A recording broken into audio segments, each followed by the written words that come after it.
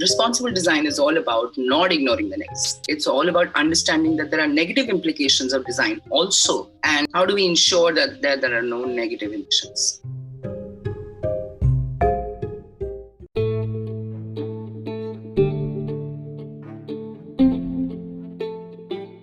Hi everyone, thanks for tuning into Notes of Design. To help support our mission spread knowledge, we have a very special guest on today's episode. Let's welcome Ekta Rohra Jafri, our design leader with over 20 plus years of experience in design and UX. At present, she is design director at IBM iX. She has worked in many areas from short form text and web to 3D reality across various industries ranging from medicine, finance, agriculture, energy and lifestyle. She's also been a keynote speaker at various occasions and events. In this episode, Ekta has shared great insights on responsible design, and we had discussed on what exactly is responsible design and what role does ethics play in design. We then spoke about what are the various ways in which we could recognize the consumer voices and implement them into the product strategy, and what are the key parameters that make a design sustainable. Ekta also explained us with few practical examples of sustainable design. In the later part, we discussed on what exactly are dark patterns and how designers could avoid using dark patterns while designing the experiences. We then concluded the show by Ekta recommending us few tips to balance ethics and business goals. Hope you guys enjoyed this episode, and on every Friday we release new episodes with different creative leaders from around the world to help you better understand different concepts related to design. So don't forget to tune in into Notes of Design every Friday. With that being said, happy designing everyone.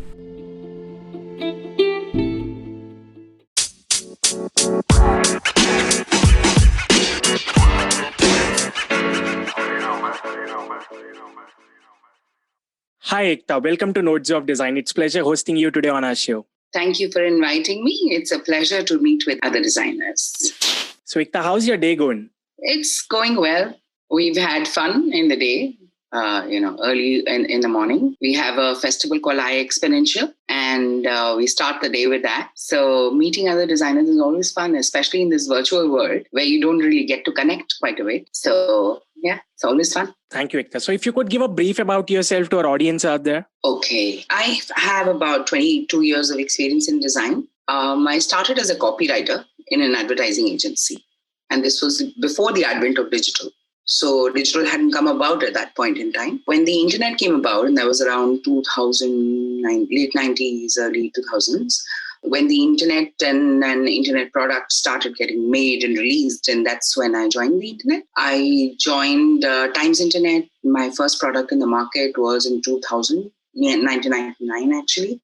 It was called India Times Dating. Dhagdhag.com was the name of the website, and it's been a journey. Since then, I've launched about 6 products in the market, which overall, if you look at it, they've been deployed hundreds of times and they've been monetized, and they've brought in millions of dollars, etc. So that's been my journey so far of doing and understanding how to do it, learning from it, and taking those learnings to market. I really enjoy passing those learnings on. So a lot of times when I work with frameworks, when I work with different ways to design, now of course the industry is really growing and we have new and novel ways to design, right? When I find success in a framework, I like to talk about it. I talk about it. I tell people about it. I work with them. I'm an evangelist. I think each UX person, each designer has to be an evangelist in one way or the other. There's always something new that you have to evangelize, right? So earlier it was the fact that user experience is important, that the user is important to focus on. Now it's, of course, it remains important. The user, of course, remains superbly important for any product, any company, any business out there. But what's become even more important than designing for users is designing safely for users. So this safety, ethics, sustainability has become a very, very big part of design. That's been one of the changes that I've seen. Thank you so much, Ekta. So what are your tips to the beginners out there? My biggest tip to the beginner is understanding what you're going to evangelize. Like I said, the field of design is growing really big, right? And it's up to us designers to really understand where is it that we want to make a mark. So today a designer can make a mark in service design. A designer can make a mark in design thinking. A designer can make a mark in visual design and branding, and really understand how visuals and colors really affect people and so on and so forth. So you've got various nodes, you could call them, right? Nodes of design that you can actually catch on to and become experts in it. And I think that's one of the biggest opportunities out there for us.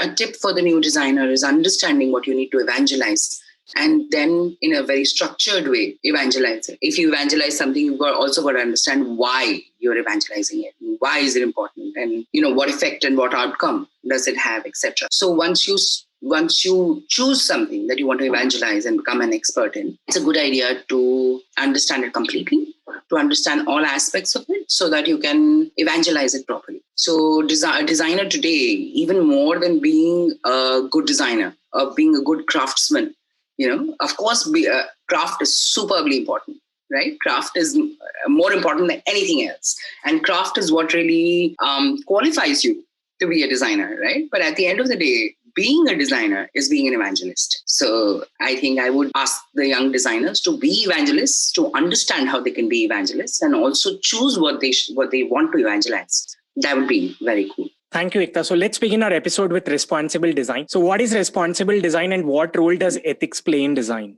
Well, let me tell you a story. When we started with designing for the internet and designing for the web, right? We designed for engagement. We designed for interaction. We designed for conversion. We designed for actions to be taken and behaviors to be changed, right? Because we didn't understand that we could incite action on digital. We didn't understand that we could change behavior using digital. Now we do understand it, and that's a very, very critical thing that's changed. We understand the effects of our actions on digital today. And that is responsible design, because you understand the effects, the outcomes, the far-reaching implications and complications that are part of a certain design that you put out there. It is essential for you to know whether it's affecting the user positively, and also essential for you to understand and extrapolate into the future what is the outcome that your design is going to get, both positive and negative. We're of course very optimistic people as designers, right? We focus on the positives. We want to ignore the negatives. It is part of our engine, our internal engine, to ignore the negatives, right? But responsible design is all about not ignoring the negatives. It's all about understanding that there are negative implications of design also, and how do we take care of them? How do we ensure that there are no negative implications? That's what responsible design is all about. Thank you, Ekta. So what are the various ways in which we can recognize the consumer voices and implement in our design strategy while building a product, all these voices of customers? See, there are various ways and frameworks out there, right? But the biggest advantage that you can bring to the table is to have an authentic consumer voice. And what does that mean? A consumer voice that is echoed by a certain number of consumers, one. Two, a consumer voice that is active and talking. Any framework out there, be it design thinking, be it futures foresight, be it service design, be it any other framework that you pick up, right? All of it relies on research. So I think research is one of the core skills that we need to utilize in order to get the right consumer voices to the table, right? Consumers, there are literally millions of consumers out there.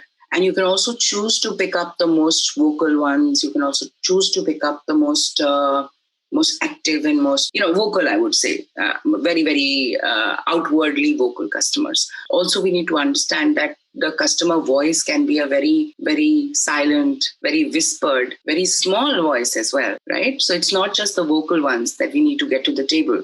It's also the ones that are silent, that are not talking. And a lot of the consumers that are not talking are the ones that buy. So research is what really gives us, I know there are many, many means, many, many voices out there. You can pick up consumer voices from social media. You can pick up consumer voices from anywhere across the whole, I would say, the whole ecosystem of digital. They echo. The biggest thing is for you to find the consumer voice. That is the most important. So that's what I feel is the most important thing, is to bring the right consumer voices to the table and use the right amount of research to do it. And of course, then apply the right amount of thinking, analysis, synthesis on top of that to understand what you can extract from it to take forward into a product. Thank you, Ekta. As you mentioned sustainability, so what are the key parameters that make a design sustainable, or any few practical examples that you could point out to? Sure. Sustainability is a safe design, and a design can be safe when a designer actually thinks about both aspects of the coin, thinks about what are the positives that it can bring, what are the negatives that it can bring, and tries to solve the negatives at the right time, right? So that being the process through which responsible design and sustainable design goes through. So safe is one of the biggest parameters. Ethical is one of the biggest, is of course superbly important. And what is the difference between safety and ethics, right? You can be safe, which means you can protect a user from other users out there, from other entities out there, right? So let's say if you've implemented an anti-spam filter, it's going to prevent people from hearing other people out there because they have a voice either radically different to theirs, or it could be something that is against their beliefs. So you want them to be a little bit, removed from that. So you implement a spam filter, but a spam filter has also got to be ethical, which means if somebody is really trying to get in touch with me and give me a positive input into my life, I should be able to get to that. Ethics is a bunch of rules that you internalize. So safe is when you imagine your design having both positive and negative implications, and you try and remove as many negative implications as you can. Ethical is when you have a bunch of rules that you stick by, and you've got to make sure that those rules are where the rest of the parameters come in. So in your code of ethics is where inclusion comes in, right? Inclusion means that you have really included all types of users in your design, which means even users who have accessibility issues. And today, accessibility is really broad, isn't it? Accessibility is all about, it may not be about a person being blind, it also may be about a person wearing glasses. It may not be about a person who is disabled by a hand, but it could also be about a person who has a cast put in a hand, a temporary cast put in a hand, right? So there are many kinds of disabilities out there. So in order to make it inclusive and accessible, you've got to have a code of ethics that you stick by. And the code of ethics have got to include inclusive parameters, which means that you will not that you will not have a gender bias, that you will not have a race bias, and you will not have other kinds of biases like community level biases or even disability level biases. You should not have those when you're thinking of a design. And where does that rule lie? That rule lies in a code of ethics. The other piece is that you've got to understand that any code of ethics has got to be fair. So fairness is a bit different from inclusion. Right? Inclusion means you consider everybody. Fairness means that you dole out in a similar manner to everybody. So fairness has got to be included in your code of ethics as well. Like I said, besides the measure of success, besides the measure of good outcomes, there is a lot more that is there in design. And some of this, for example, the disinclusion of bias, ignorance of bias, is very important to catch within us. And when we catch these biases within us, that's when we can understand this is the bias that we bring to the table, and this is the bias that we've got to remove.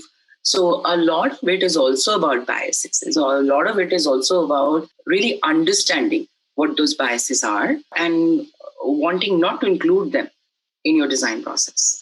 So let's say you have a research going on, and there's a certain community, and in every country, in every culture, there is that community who is a bit more financially mature. So from an Indian context, you could say that it could be, Banyas or Marwaris who are financially mature. Or from a US context or a European context, you could say that it could be Jews that are a little bit more financially mature. But does that mean that you're going to include, when you're studying financial maturity, does that mean that you're going to include most of Jews or Banyas or Marwaris in your exploration? If you do that, you will immediately form a community bias. So you need to be on a constant lookout for these biases that creep in, and they creep in unknowing. They creep in unknowing to you, So sustainability is also being very bias aware. What are the biases that I'm bringing to the table? Constantly relook at what you're doing and understand that there could be certain biases, and any bias that you bring to the table today with technology, with AI, with data and analytics, it's bound to get it extrapolated. It's bound to get a lot. It's bound to get bigger than your intention. Everything is bound to get bigger than your intention, right? So you may want to get thousands of customers. You may eventually end up getting millions of customers because technology gives you that kind of scale, right? So if your intention is to do research in a very unbiased manner, then the input that you take into the product is very unbiased, right? So I feel that these three things are extremely important, considering both negative and positive implications. Two being having a code of ethics. Having one is superbly important. And then, of course, having inclusivity, fairness, all built into the code of ethics. And then comes the removal of biases. The active removal of biases, not only from your own thinking and your own process, but also from other people's thinking and their process, right? So, for example, if we do a research on financial maturity, should we not include women? We should, right? Even though they may not be as financially mature, and the Paytm's latest example has shown us that, right? Even though we as women may not be as financially mature because we have that kind of an upbringing that we think, okay, this is math. Let me not think about it. This is investment.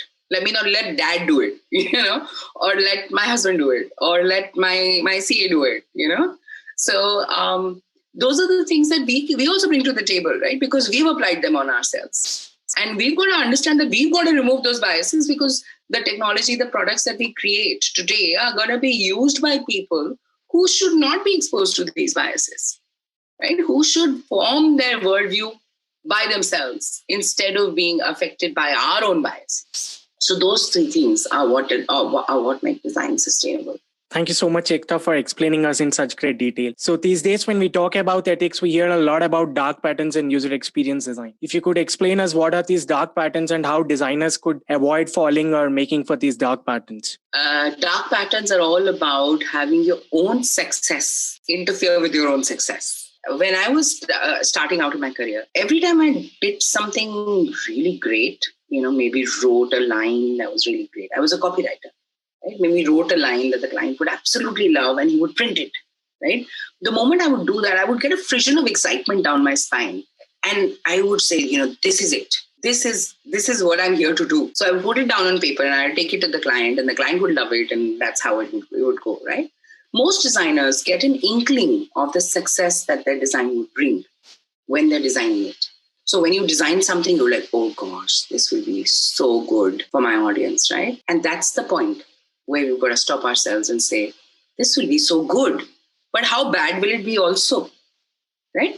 So, for example, a dark pattern that is made today is infinite scroll, right? Infinite scroll is definitely a dark pattern that has been made today. Infinite scroll has been used by many, many social networks out there. It's also used by e-commerce companies.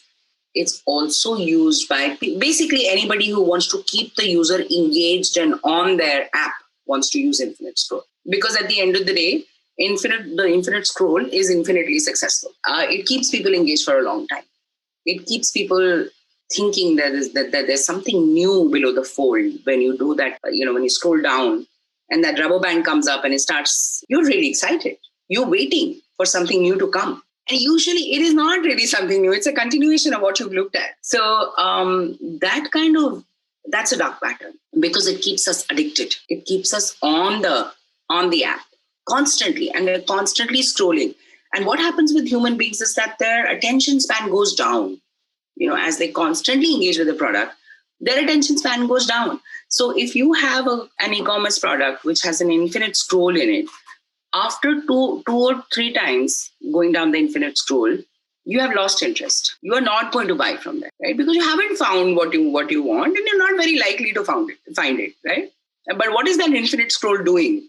it's keeping you on that website for much longer than you had planned, and also not letting you, complete the task that you're here for. So that's a very dark pattern. Infinite scroll is a really dark pattern. I blame the infinite scroll for the reduction of all of human attention span, because I've got children and I work with children, and I see my son, looking at products with infinite scroll, and his attention is 80% on the scroll. His attention is not on the piece of content he's consuming. His attention is on what else is out there. What else can I consume that's better than this? So I feel that wastes a lot of time. It wastes a lot of energy. It wastes a lot of focused attention. And when you focus your attention and you don't get the result, that is negative behavioral creation. So if you don't get the result, then you don't want to do it. Then you don't feel like doing it, right? If you don't get the result from it. So that's a dark pattern. And how did it get implemented and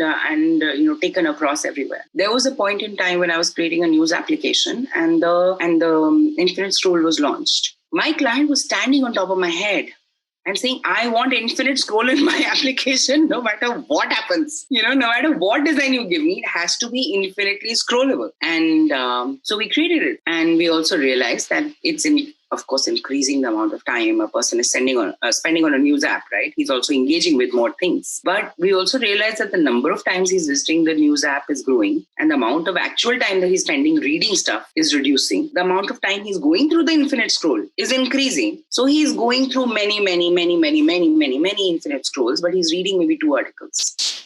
And he's going, and then he comes back and he does more infinite scroll, does not read even a single article. Then he goes back and then comes back, and that pattern gets repeated again and again till the time he cannot even find one single news article that's interested for him, because his attention is so defocused on all the other articles. He may even have missed some of the articles that he would have read otherwise, because you need that attention span.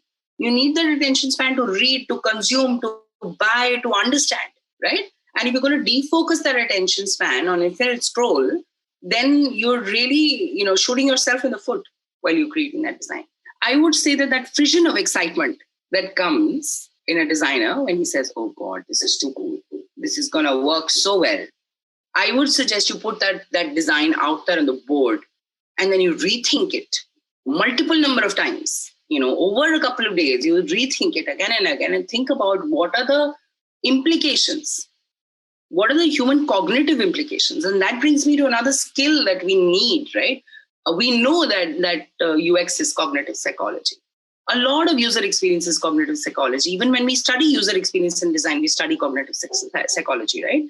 But our understanding of cognitive psychology has got to be very deep and very detailed for us to avoid dark patterns. And that's where, those two things that I would say are really important to avoid dark patterns and to recognize them. One is the frisson of success. That frisson of success is very good, is superb, is mind-blowing, right? And you will again get it when you create a very, very light pattern. When you create a wonderful pattern that works wonderfully in a sustainable way, you will again get it. But when you create it for the first time and you get that frisson of excitement, I would want to put that product aside and come back to it tomorrow and think about it again, because that's where all these dark patterns do creep in.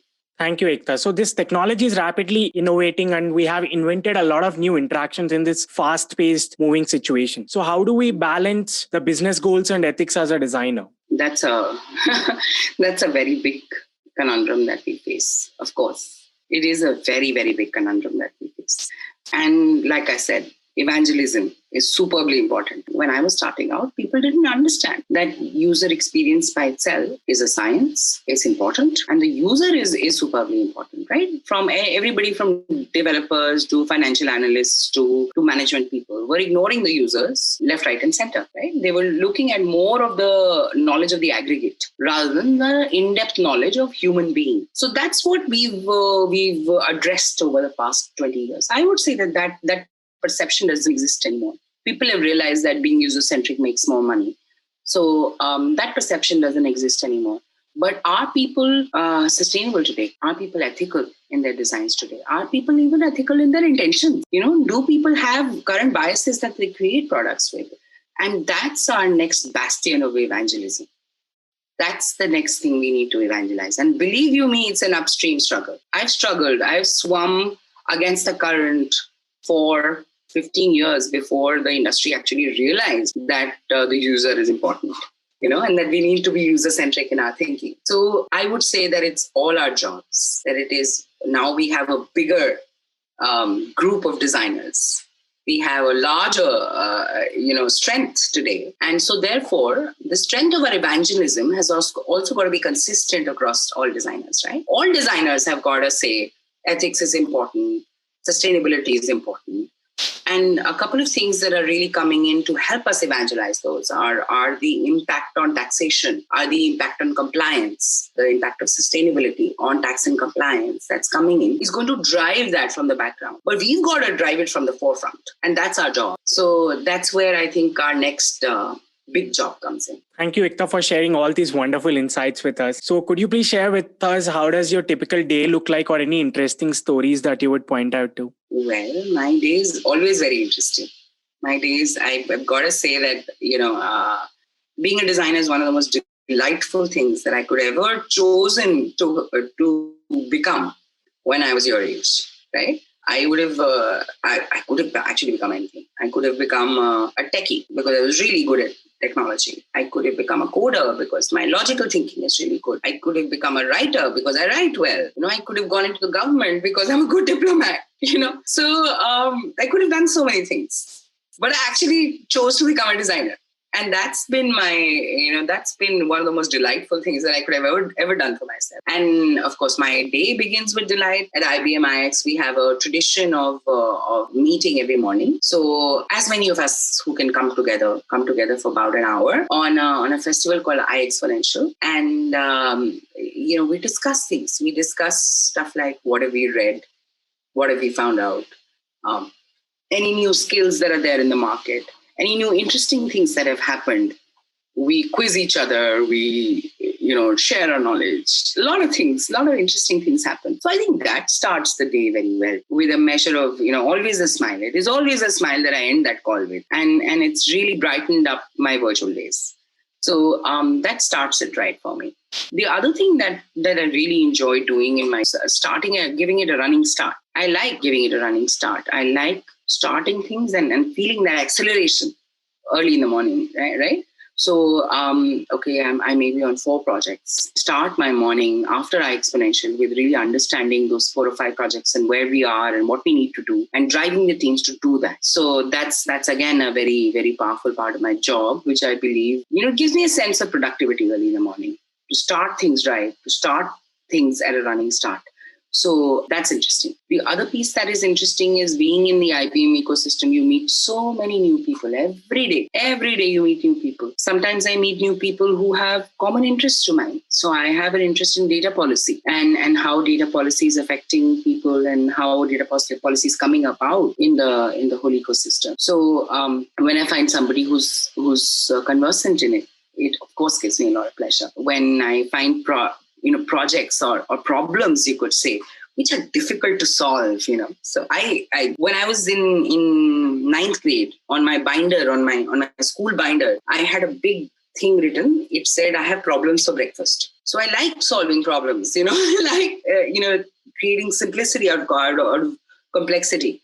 And when I get something that's really a complex problem to solve, it gives me a lot of pleasure to solve. So actually doing hands-on design at the same time as being a design leader, as being a mentor, is one of the most delightful parts of my day. And the next part of my day, which is, of course, superbly important to me, is my gardening. I end my day with gardening. I end my day, like the evening, like the sunset time is when I garden. I recycle a lot.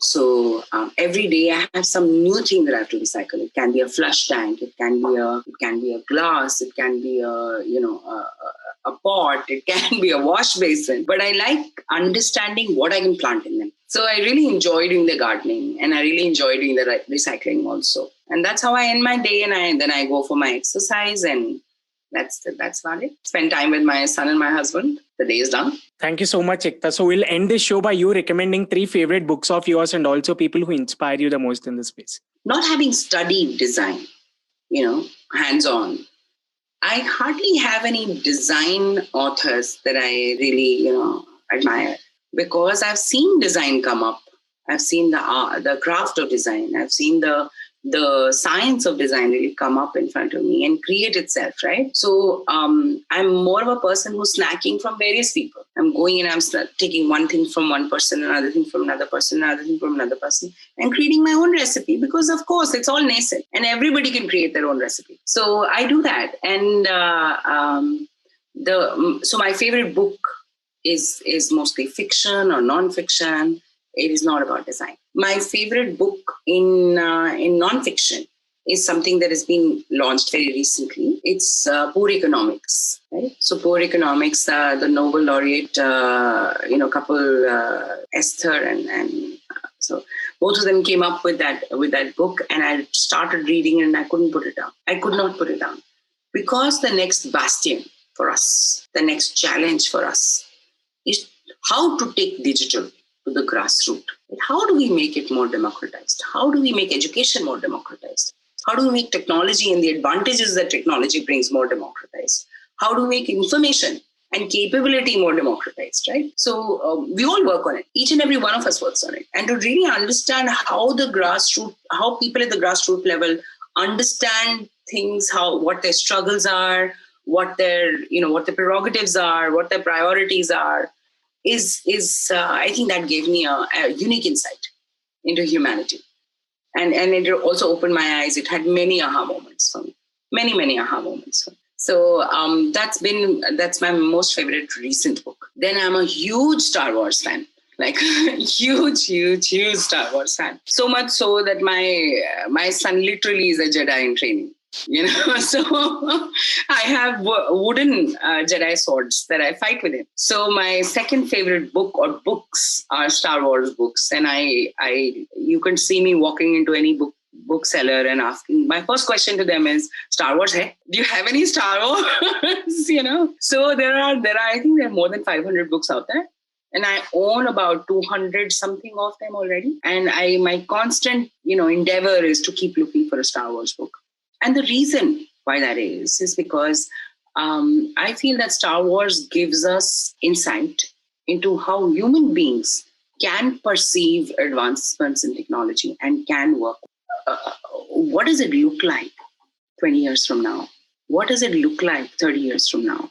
Is something that Star Wars, Star Trek, and all the other fantasy serials really tell. I was watching the other day. I was watching a cartoon called with my son, and I was riveted. I watched all of the episodes because it is all about the way sustainable technology can address ocean troubles. That whole cartoon is all about that, right? So I learn more from life than I learn from books. So most of my books are about life. Okay? So that's Star Wars books are my second level of books that I absolutely love. My third level of books that I absolutely love are books about Indian mythology. Stuff like, you've got the Shiva trilogy, and you've got, those. I can get lost in them. Because storytelling from an ancient perspective and understanding and being able to extract knowledge and understand and insights from those stories is something which we need to be prepared to do. Because I don't think all of the knowledge of the world is something that we can create. I think that's one of the biggest problems that us as humanity has created for ourselves, because we feel that we have to reinvent and recreate knowledge. And that's the more scientific way of doing it, because we will do it in a scientific manner. We will be testing 5,000 people to do it. We will be undertaking a clinical trial to do it, right? And even if you look at Poor Economics, they conducted a clinical trial with economic, instruments. Any testing that you do within the market, I would colloquially call it a clinical trial, right? For you to do a clinical trial with 500 people or 5,000 people in 5 years, cannot give you the perspective that using something for 5 centuries does, and being used by millions and zillions of people, and that the insights from that being carried through by storytelling can really give you. So I think one of the biggest things us as designers and us as storytellers have got to do is understanding the stories that have been told for millennia, unpacking them and understanding where the insights are, getting the insights out of there and applying those to our lives. Okay, our lives have changed for sure, But those insights are about human beings. Those insights are about how human beings interact with their own environment, about the food we eat, about the clothes we wear, about the time that we spend, about the culture and the traditions, right? So, and what is the basis for those stories that are told? What are the basis for those traditions and rituals? For example, a sustainable way to live your life is to fast, right? We all know that. Many clinical trials, many studies have told us that a sustainable way to live your life and have a longer life is to fast. And we have fasting in so many of our traditions, don't we? Every single religion, every single culture that I know of has fasting in their tradition. Now, why did that happen? That happened because of a reason. And now we are finding out that fasting is great for you. But for the past 20 years, we've ignored fasting. That's an ancient, decadent tradition that we don't follow anymore. But how little did we know that tradition was really good for us. So I think ancient folklore and ancient traditions carry a lot of knowledge, a lot of wisdom. And now with technology, we should be able to address that knowledge. We should be able to extract that wisdom. And that's my third interest and my third book. Well, the one person who inspires me the most is Amitabh Bachchan. Amitabh Bachchan inspires me, of course, ever since I was yay big, and to even today. He inspires me because, not because of the person he is. I don't think any celebrity can be a really great person, right? Not possible. With that kind of stardom and glamour and complexities in your life, you cannot be a ethical, straight person. But at the end of the day, he's achieved a lot. He's played out his life by his own design. And that's what I really admire in him.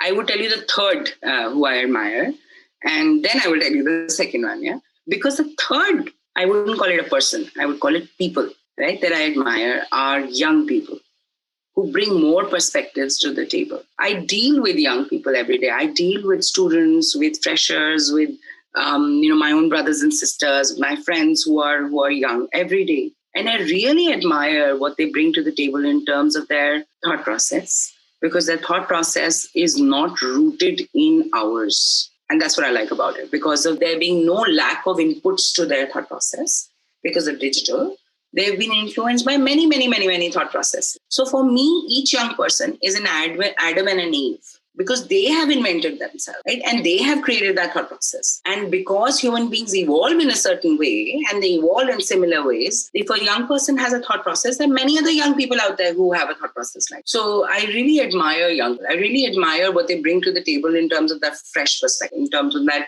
fresh thinking, in terms of that different, process of thinking that we never had. The process of thinking for you guys is also much shorter than us, because you have much more access to information, right? So young people really do inspire me. The second person who really does inspire me is my bunch of mentors. My first mentor was Mr. Hochberg. I'm a diplomat's daughter, so I've studied across the world. And while I was studying in International School of Bangkok, my one of my teachers was Mr. Hochberg, and he was a designer. He was an artist. He was also a technologist. He introduced me to stuff like, if you need to evolve, whatever works, and you need to find the thing that works best. I cannot tell you what it is. I cannot give you a framework in which you'll be able to find that thing. You got to evolve that framework, or find that framework and find that thing, right? That thing that works. And he taught me that when I was 12, right? And that's been a big part of my success so far, because for me, my knowledge doesn't come from books. It doesn't come even from single people. It comes from, I would say that it's Slumdog Millionaire knowledge, because it comes from all my interactions. It comes from, my knowledge about medicine comes from dealing with medicine and staying in hospitals for 4 or 5 years consistently. My family has a lot of medical issues. So I've stayed in actually hospitals consistently for 4 or 5 years, day in and day out. So I know how a hospital works. And so therefore I can create hospital information systems. Like I said, I've studied legends and storytelling for a long time. So I understand how stories work. Nobody's taught me how to make a story, right? Nobody's taught me. Nobody's taught me what good design is.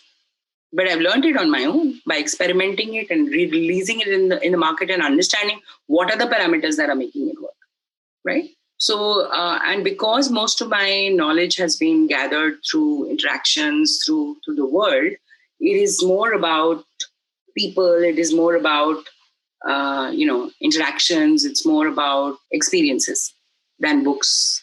Thank you so much, Ekta, for sharing all these wonderful insights with us. We are looking forward to host you again in our upcoming episodes. Thanks for your time. Sure. Lovely meeting you.